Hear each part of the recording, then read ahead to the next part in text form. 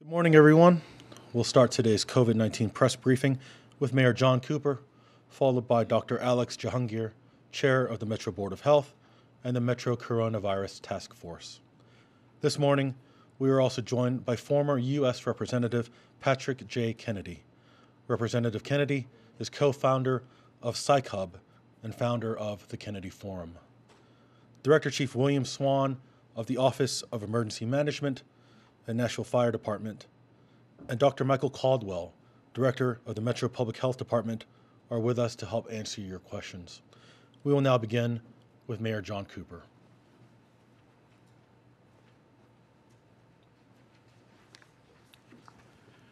Good morning, Nashville. A preliminary report now shows that a storm with an EF3 winds struck our neighbors in Chattanooga on Sunday evening, a very similar storm to the one that struck Nashville, claiming 2 lives in Hamilton County and displacing over 100 individuals and families. Now, Nashville knows all too well what our friends in Chattanooga are going through. Scenes from storm-damaged areas are reminiscent of our own devastated neighborhoods just over a month ago. Now, in the aftermath of the March 3rd tornado here in Nashville, Chattanoogans were among our many friends who generously contributed to our recovery efforts. The Community Resource Center has already started receiving, sorting, and distributing needed items, including personal products, personal hygiene, baby products, and cleaning supplies to the Chattanooga area. I urge anyone who has the ability to contribute at this time to visit the Community Resource Center's website at crcnashville.org. Now, our thoughts are with all Chattanoogans and everyone who has been affected by the deadly storms this past weekend.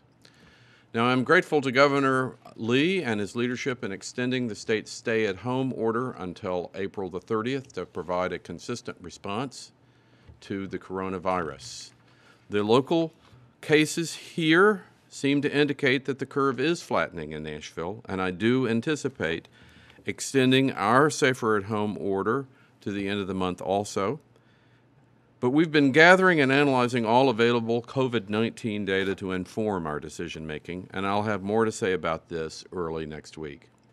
Our thoughts are with those who are sick and with the loved ones of those who have died from the complications related to COVID-19.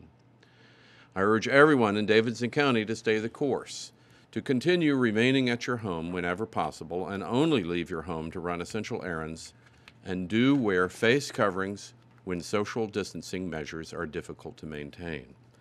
Now, I'd like to welcome former U.S. Representative Patrick J. Kennedy, who is joining us remotely this morning to discuss the importance of mental health awareness during the time of the coronavirus and the local mental health resources available to all Nashvillians. Representative Kennedy is one of the nation's leading mental health advocates. He's founder of the Kennedy Forum and co-founder of the PsychHub, an online learning platform dedicated to improving mental health literacy.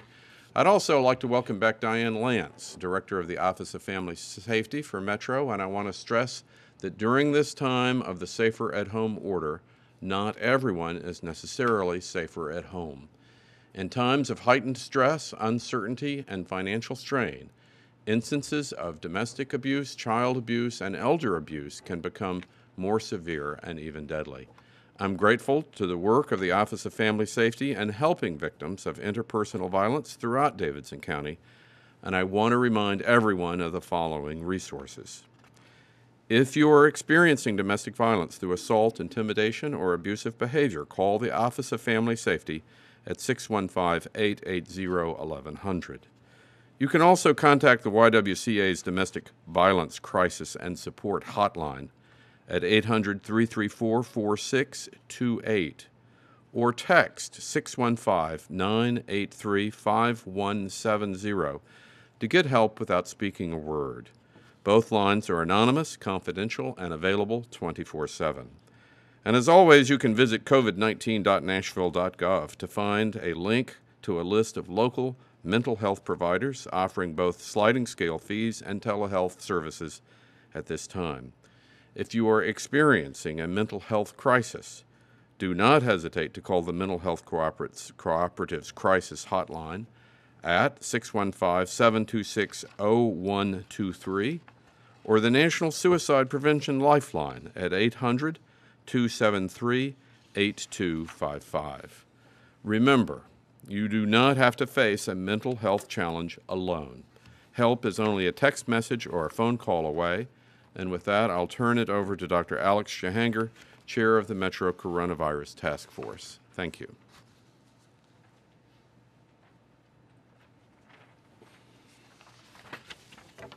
Thank you, Mayor Cooper, and good morning, Nashville. Here's the latest on the coronavirus in Davidson County. Yesterday, we had 3 additional coronavirus-connected deaths in Nashville. A 41-year-old gentleman, a 75-year-old gentleman, and an 82-year-old gentleman. All had underlying health conditions.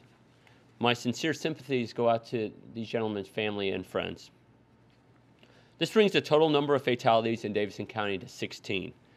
We now have confirmed 1,457 cases here in Nashville, and that's an increase of 72 from yesterday. Furthermore, in our region, we have an additional 1,439 cases, which brings our total to nearly 2,900 in this Middle Tennessee area. Of the Davidson County cases, 1,134 are currently active cases. 307 residents have fully recovered from the virus and are back at home. This morning, I want to again show you some data about cases in Davidson County. This heat map, which we first showed you last week and have updated every week for your review, demonstrates a total number of COVID-19 cases that have been reported to the Metro Public Health Department through April 13th. The heat map is based on zip codes and does not reflect actual addresses or exact locations of the cases. This map represents the magnitude of the virus in our county. It shows where the persons who tested positive live and not necessarily where they contracted the virus. You will also see the virus is more prevalent in some areas, and these were traced back to several events of group gatherings. Another takeaway is that there are cases all over the city. This is consistent with our understanding of this virus, that it knows no boundaries or zip codes. Yesterday, the community assessment centers were open. 300 people were assessed and 264 individuals received tests yesterday. As always, there's no cost for people to be assessed nor to receive the test if indicated. The centers are open from 9 a.m. to 3 p.m. Monday, Wednesday, and Friday, and will be open tomorrow. If anyone you know is experiencing symptoms of fever, cough, shortness of breath, or new onset of loss of smell that's unexplained, please have them seek medical assistance or call our hotlines. Our hotlines are open 7 days a week at 615-862-7777, and they're open from 7 a.m. to 7 p.m. You'll speak with a medical professional who will answer your questions and determine if additional screening is needed, and if so, we'll direct you to where you could receive that screening. Finally, as the mayor noted, the governor extended the safer at home order for all Tennesseans until April 30th. And I also thank the governor for his leadership on this.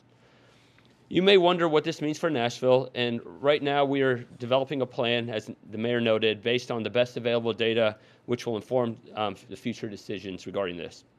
We'll have more to share with this plan as it is finalized. What the data is showing us is that what we are doing as a community is making a difference. Staying at home and away from others has truly helped them flatten the curve. But remember, please continue to stay at home and go out if only necessary. Practice social distancing and get assessed if you have symptoms. We need you to stay the course and remain vigilant. Thank you for all you do. The sacrifices you are making a difference. I appreciate it and urge you to continue. Now I'd like to introduce former Representative Patrick J. Kennedy. Thank you. Thank you very much. Thank you very much, Doctor, and the Mayor. I appreciate the opportunity to be with you all today. This is obviously an unprecedented time in our nation's history, and it requires a response to this crisis that hasn't ever been foreseen, which is one of the reasons why we have too many of the tragedies that we're facing as a nation is because we were ill prepared. We didn't think it could happen. even though a lot of the scientists told us it was a very real possibility. Frankly, we know now that our biggest challenge was our own lack of preparation. It wasn't that as a nation we couldn't deal with this. It was that we didn't prepare to deal with this. And so COVID is an example of what happens when we're ill-prepared. We don't have enough personal protective equipment. We don't have enough ventilators. We don't have the kind of response and strategy that we need. As someone who's someone in recovery from addiction and mental illness and who has tried to write better mental health and addiction policies for our country, I've been frustrated and stymied over decades at the lack of willingness in this country to address another public health crisis, and that's the crisis of suicide and overdose and the crisis of disability in this country due to untreated and unaddressed mental health and addiction. Too many of our fellow Americans, just like in the case of COVID, die, and they die needlessly, and it's a really direct result of our lack of preparation, our lack of prevention, and lack of adequate support systems that would otherwise avert and mitigate these incredibly negative trends that we're seeing in our country and the mental health crisis that we're still facing. The tragedy of COVID is that it exacerbates this already prevalent mental health and addiction crisis. No one doubts that mental health and addiction is real. Every single American has been faced with a mental health issue in this COVID crisis. Themselves, not just a family member, but themselves. You cannot help but face a mental health crisis when you see your job disappear, when you're furloughed, when your business shuts down, when you're separated from friends and family. All of these things and the uncertainty and anxiety and depression that result are a reminder that mental health is something that affects all of us. The question now is, are we going to prepare ourselves in a way that we never prepared ourselves during the COVID crisis? What is the equivalent of personal protective equipment? What's the equivalent of ventilators? Well, I'm proud that I partnered with a Nashville-based company, a hub, to prepare resources and a toolkit for public officials, as well as healthcare systems, as well as families, as well as providers.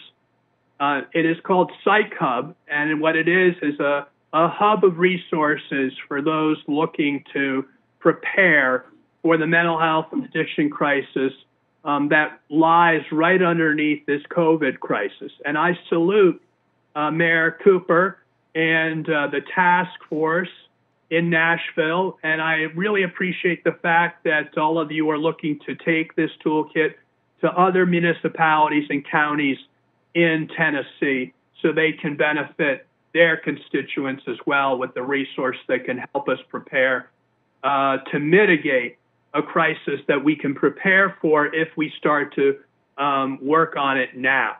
So with that, I thank you all for giving me the opportunity to speak. I'm honored that companies like HCA, proud Nashville corporate citizen, has partnered with Psych Hub, as well as many others, including all of our insurance carriers. This is a wake-up call for our whole healthcare system, and we need to be prepared to not only address COVID, but the impact of COVID on our mental health as a nation, and I hope that Psych Hub provides some of the tools that will allow us to do that. Thank you very much. Thank you, Representative Kennedy. It's now my pleasure to introduce Diane Lance, Director of the Office of Family Safety.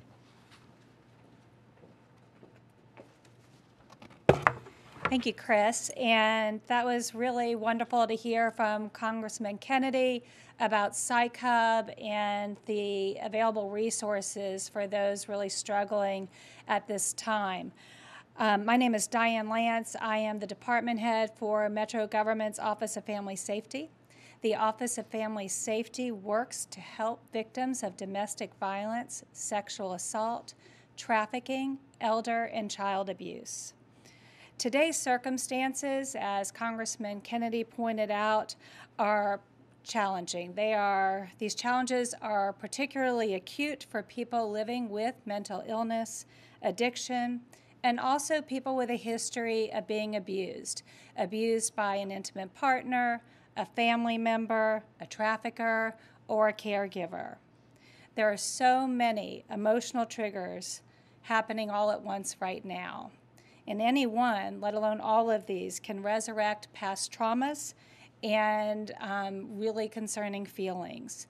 These triggers are hard to avoid because many are amplified and compounded right now, such as isolation, financial insecurity, unemployment, unmanageable stress, feelings of powerlessness, a lack of certainty, and feelings of being trapped. Any one of these triggers is hard to handle, let alone having all of them happen at once and trying to handle it all on your own. The good news, though, is that accessing care has never been easier than it is right now. And I think that's worth repeating. Accessing care has never been easier.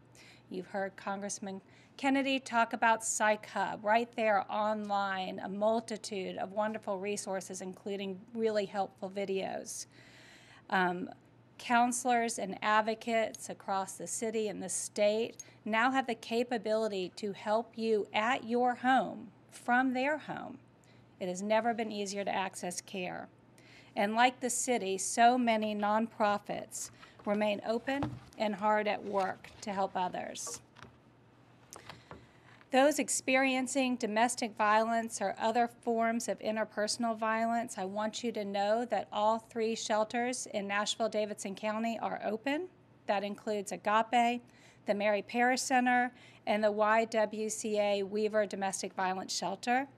They are all open with strict COVID-19 precautions in place.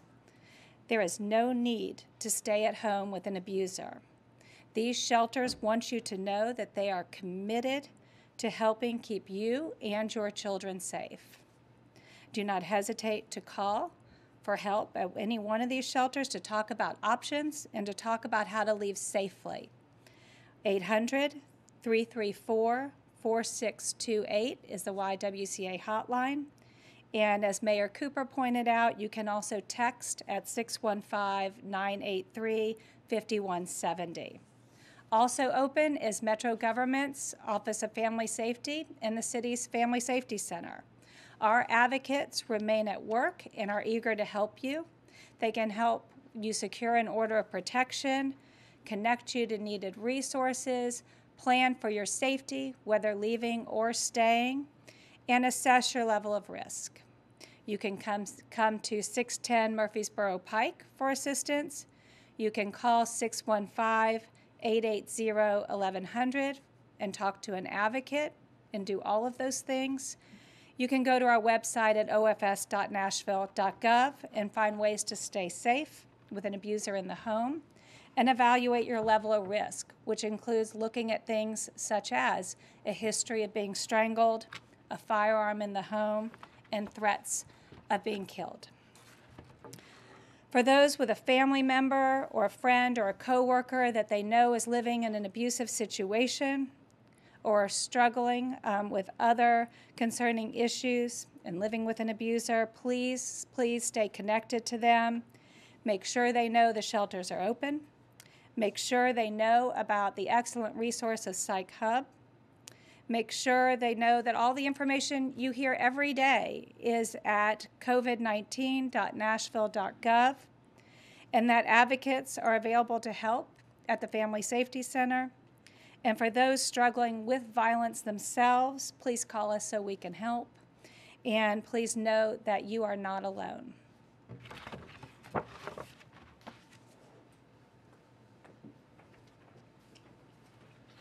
Thank you, Diane. We will now start the Q&A portion of today's briefing. I will announce your name from the podium, and you may proceed by asking your question over the air. We'll start with Harriet Wallace at Fox 17. Go ahead, Harriet. Yes, good morning, everyone. I have two questions for the mayor and one for Dr. Jahangir. My first questions for the mayor.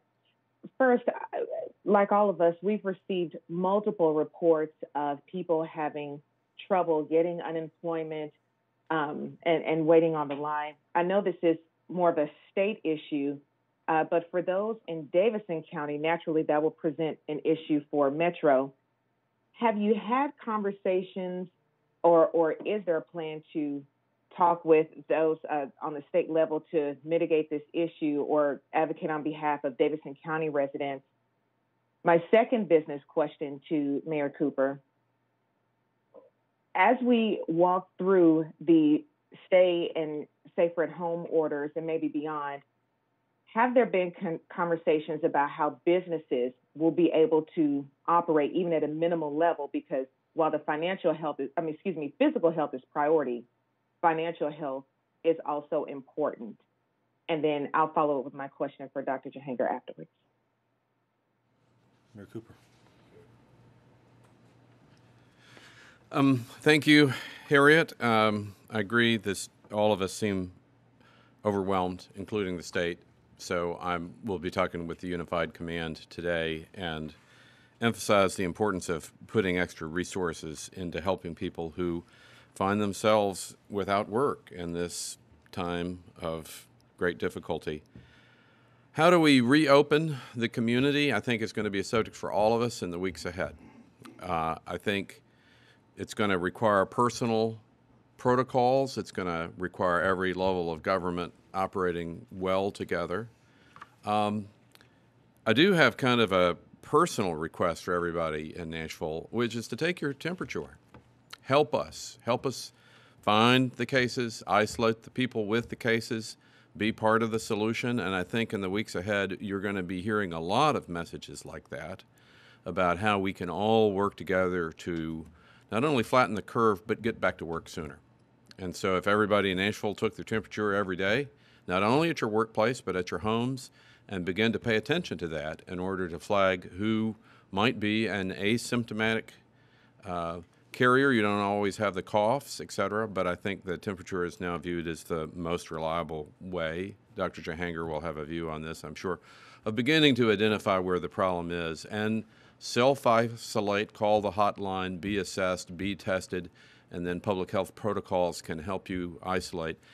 In the end, instead of all of us being isolated, let's just end up, the solution here will be isolating the people who have the virus. And that's going to be containing a smaller population within our larger population, and we're all going to have to work together to be able to do that.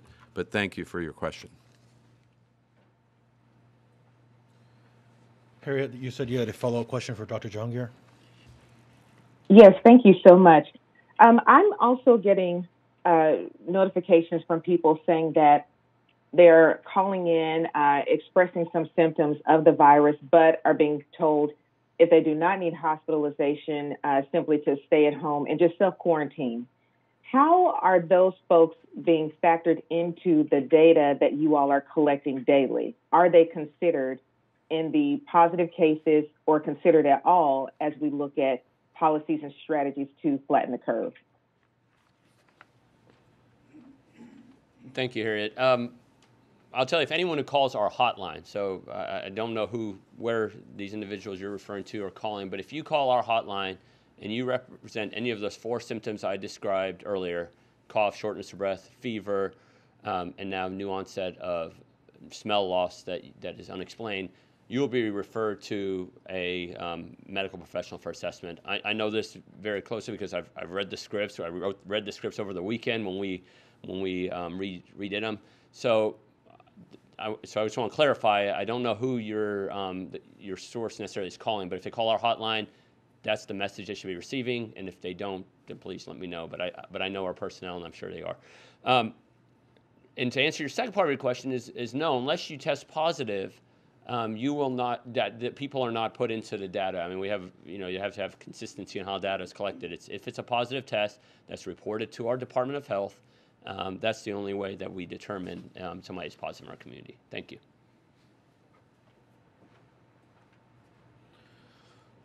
Julia Palazzo, News 2. Julia.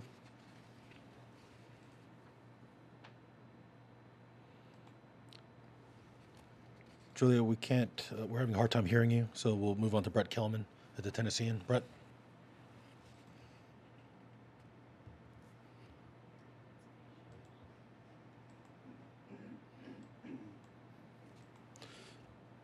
Let's try Tosin Fakile.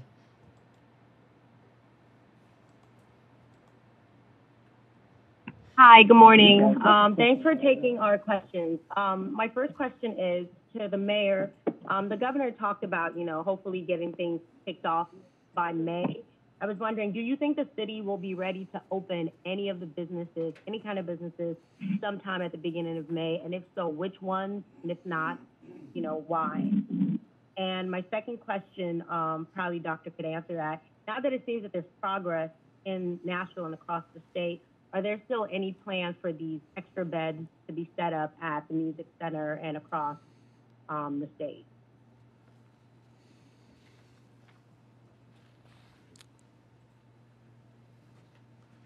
Thank you, Tosin.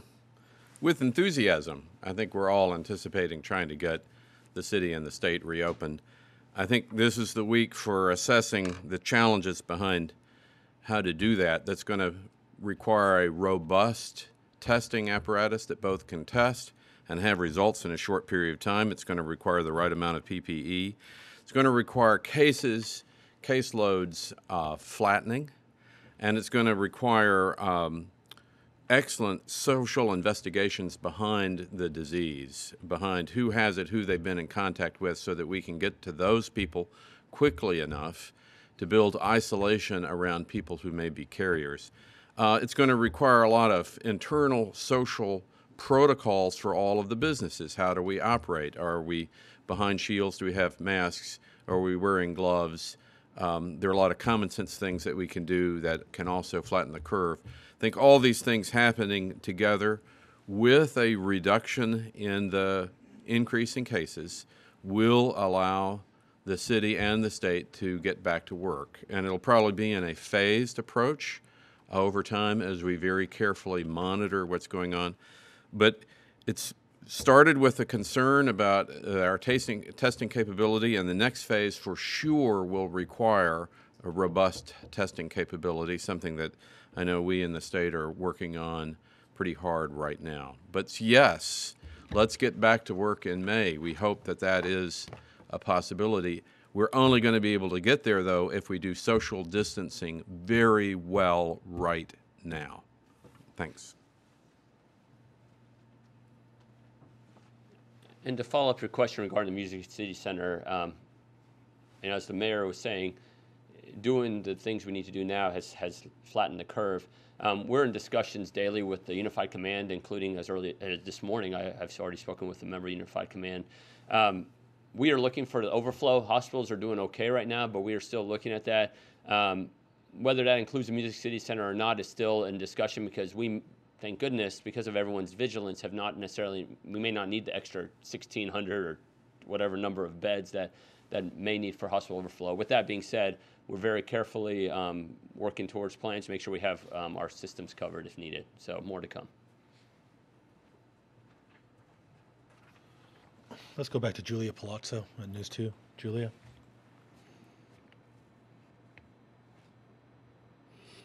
No. What about Brett Kelman, Tennessean? Alex Apple? Alex, can you hear us? Yes. I have a question for the mayor. I'm curious, he spoke in the state of Metro about the hard financial times that are ahead. I'm curious, now that the governor wants to open the state back up in May, and you just spoke about the possibility being there, will how much the city is able to reopen back up be a factor in how much you feel like you can ask Nashvillians to pay more in revenue, or how much you feel like you can raise property taxes? I know you're still working through creating a budget, but I'm curious if that enters into the calculus. Mayor Cooper? Oh, completely. The reopening scenario and when Nashville can go back to normal has got a huge effect on city revenue. I want to note it's something that every other city is feeling also. I think there's an article in paper today going over the number of police forces in local communities that are being cut right now. We are not going to do that in Nashville. We're going to get through this. We're going to get to the other side. We're not going to be able to expand services. It's going to be hard to keep everything in place, but that's what we're going to do in Nashville. And every month that we are slow or late in reopening will make it harder financially to do it. But we will have a great city on the other side, and we have to be prepared to serve all of our citizens right now and getting into it. Thank you. Nancy Ammons, you're on the air. Nancy? Hi, thank you. I have 3 questions for 3 people. Would you like to take them one at a time? Sure. Okay. One question for Dr. Caldwell. We spoke of last week, I think, about the number of people at the fairgrounds who had been tested, and I think at the time had said that there were 3 people waiting for those tests back. What have we heard about the people who were tested at the fairgrounds? Dr. Caldwell?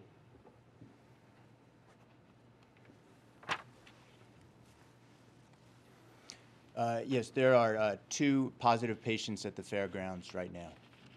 Thank you. Nancy? My next question is I would like to hear Dr. Jehaniger's thoughts on the heat map. We're seeing quite a bloom there in Antioch area. What are his thoughts on that? Dr. Jehangir? Thank you, Nancy, and you're right. There is more red in the southeast corridor, and that has to do with a 4th cluster. So the first map that you saw, there were 3 clusters that had occurred in March that were represented on that. This 4th cluster that happened is actually a group of individuals that work together at a somewhere else outside of Nashville, but they all seem to live in the same neighborhoods. And I want to highlight, of the 4 clusters that we've reported or that are out there, that represents 7% of all cases. Only 91 people are impacted by any of those 4 clusters. So it happens that this 4th cluster impacts, I believe, 25 individuals, and that is, as you appropriately pointed out, those individuals seem to live in the southeast portion of our city. So thank you. And your third question, Nancy? Thank you. My third question is for the mayor, and thanks for taking these one at a time. Mayor just said a minute ago that he wanted to wait to see that the cases are flattening before reopening. Yesterday, we heard in the state's address that they're encouraged that the cases are only going up by single digits. Is he concerned about the state reopening when the cases are still going up? Mayor Cooper?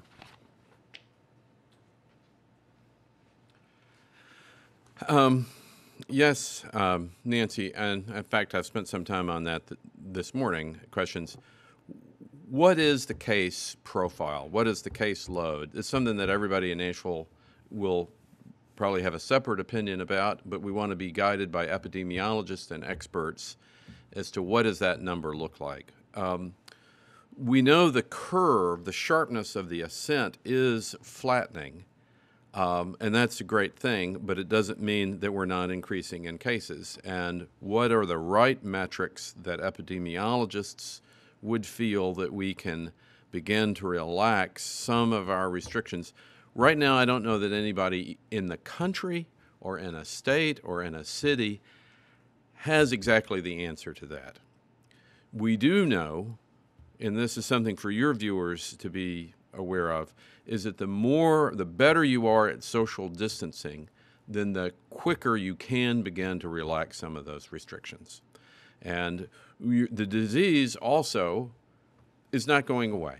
Until there's a vaccine, it's going to be in our community for an extended period of time, meaning that we're going to have an extended level of protocols, not necessarily business closures, but for sure a level of protocols that people are going to have to be following for months ahead at a time. So getting used to those protocols is going to be very productive for everybody to be able to do that. So what the number is that allows for a restart, again, everybody's assessing. I'm going to depend on HCA and Vanderbilt to have very good answers to that specific question as well. And we don't really have the chance to relax too much. We still have a large increase in cases. We still have people in the hospital. We still have 3 additional deaths that we had to report today. So this is a long way from being over. But there are going to be strategies that are going to help us ease back into a more normal condition. Thanks.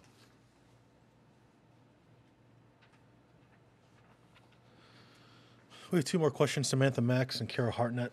Let's start with Samantha Max.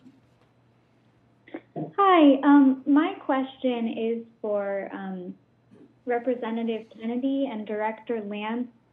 I was hoping to know if they could talk about any data trends that they've noticed so far in terms of mental health and domestic violence. Have there been any upticks in reported suicides or domestic violence or child abuse calls? I know that there had been a little bit of disparity in the police saying that domestic violence calls seem to be kind of at a flat rate, but that the YWCA was saying that they were seeing a spike. If you could speak to that and any trends you've noticed. Representative Kennedy, would you care to comment?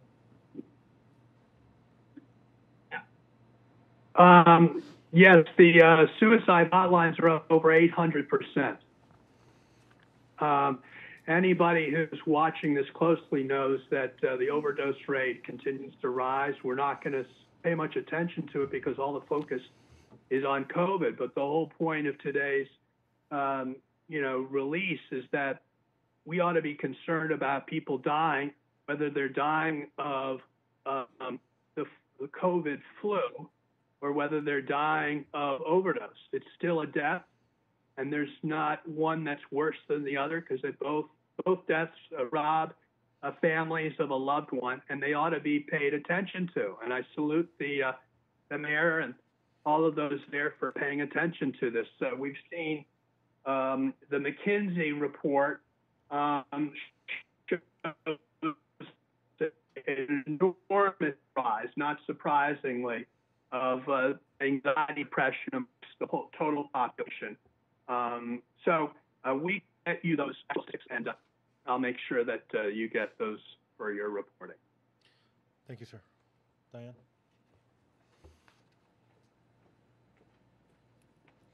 Thank you for the great question, Samantha.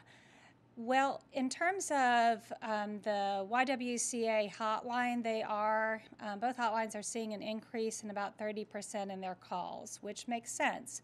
That is an outreach you can do for help that you don't invite someone else into your home, such as a police officer, and you don't have to leave your home. So as far as the flattening of any other numbers regarding reporting to police or going into shelter, getting an order of protection, those numbers are remaining the same. I think it's really important to point out, though, that one of the most effective tools that domestic violence abusers use to prevent their victim from reporting is isolation. Domestic violence is one of the most underreported crimes across the country at a 47% estimated underreport rate, and that is because abusers isolate their victim. And so here we have a situation where not only is the abuser isolating the victim, that is a mechanism, that's the way you stay safe right now and healthy, is to be isolated. And so that makes it all the more complex and will drive those reporting numbers down, which is why we are again stressing there are ways to get help by texting, there are ways to learn how to leave safely, and that the shelters will help, will find a place for you to go where you and your children can be safe.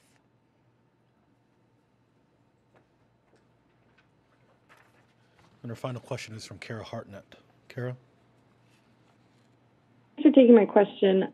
We talked about this briefly last week, but with the 3 more deaths reported today, having been men, which I believe still makes all the deaths in the county for male patients, is that a data fluke, or is it too early to draw conclusions from this?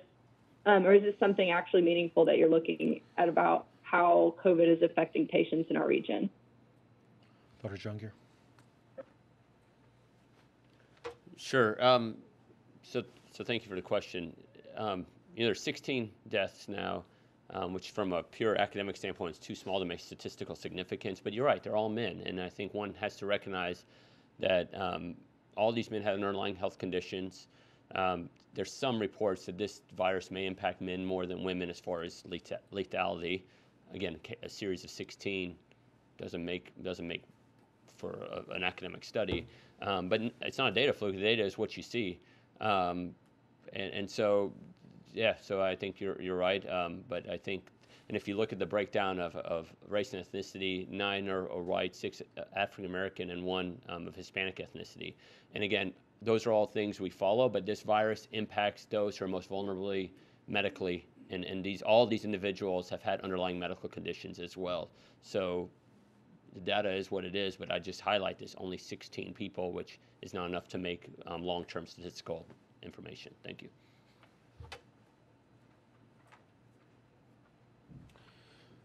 There are no more media questions at this time. A special thanks again to former U.S. Representative Patrick J. Kennedy for joining us this morning to talk about PsychHub. You can learn more about PsychHub by visiting covid19.nashville.gov and clicking the Mental Health Resources link. And also thank you to Diane Lance, Director of the Metro Office of Family Safety. A recording of this morning's press briefing will be made available later today. Thank you, everyone, for joining us. This concludes today's Metro COVID-19 press briefing.